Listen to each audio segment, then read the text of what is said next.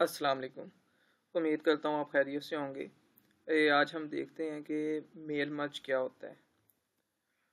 Mail merge हमारे पास Microsoft word में एक टूल है जो हमारे पास इस्तेमाल होता है क्रिएट करने के लिए मल्टीपल डॉक्यूमेंट। अब वो डॉक्यूमेंट में कोई ईमेल भी हो सकती है, कोई लेटर भी हो सकता है जो हमने ज़्यादा सारे लोगों को सेंड करना होता है, मल्टीपल लोगों को।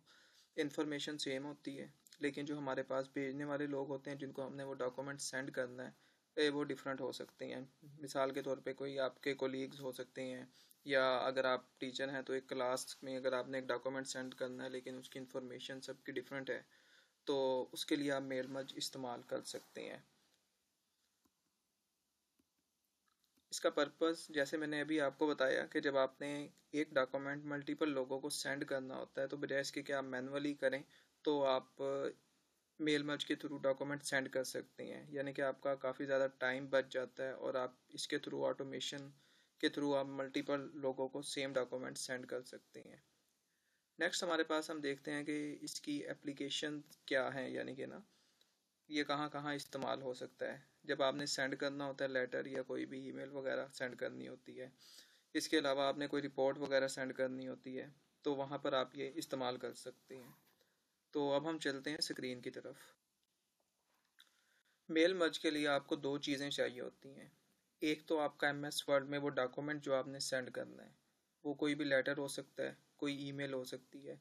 ये जैसे मैंने यहाँ पर एक लेटर राइट किया हुआ है, ये पेरेंट टीचर मीटिंग में इनविटेशन है पेरेंट्स के लिए, तो ये आप देख सकते हैं एक डॉक्यूमेंट है। ये हमने मल्टीपल लोगों को सेंड करना है। अच्छा, जो हमने सेंड करना है वो डाटा हमारे पास कहाँ से आएगा? वो हमारे पास आएगा एम एस एक्सेल से। ये एम एस एक्सेल की फ़ाइल है। अब आप ये देख सकते हैं कि इस एम एस एक्सेल की फ़ाइल में मैंने ये डाटा रखा हुआ है जिसमें नेम है, स्टूडेंट नेम है और एड्रेस है। पहला जो हमारे पास डाटा है वो नेम है अहमद अली और स्टूडेंट का नेम है अली ख़ान। इस तरह से ये डाटा जो है ये वहाँ पे पुट होगा और ये उन तमाम लोगों को ईमेल चली जाएगी। तो अब हम देखते हैं ये होगा किस तरह। सबसे पहले आप इधर आए, ये एम एस वर्ड है हमारे पास, इसकी विंडो, इसे जूम कर लेते हैं थोड़ा। यहाँ पे आपने मेलिंग्स में जाना है। मेलिंग्स में जाने के बाद सबसे पहले आपने स्टार्ट मेल मर्ज करनी है। जैसे ही आप इस पर क्लिक करेंगे तो वो आपसे पूछता है कि आपने क्या करना है। हम लेटर पे क्लिक करते हैं। इसके बाद अब हमने वो फाइल सेलेक्ट करनी है जहाँ से हमारे पास डाटा आना है।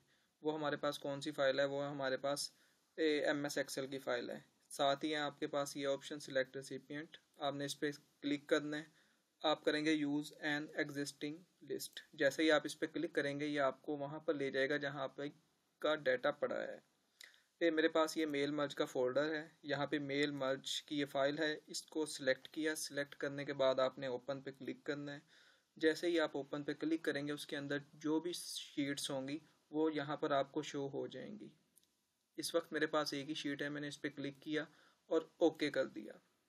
अब आपकी जो एम एस एक्सेल की फ़ाइल थी वो इसके साथ अटैच हो गई है। नेक्स्ट अब हमने वो फील्ड लेकर आनी है यहाँ पर ना। इसके लिए इंसर्ट मर्ज फील्ड में जाएंगे आप। सबसे पहले इस पर क्लिक करेंगे। ये तीन फील्ड थी, आप यहाँ से भी देख सकते हैं, नेम, स्टूडेंट नेम और एड्रेस, यही यहाँ पर शो हो रही हैं।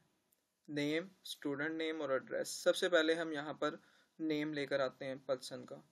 इसको आपने सिलेक्ट करना है, यहाँ से इधर आ जाएं और नेम पे क्लिक करें। अब यहाँ पर नेम रिप्लेस हो जाएगा।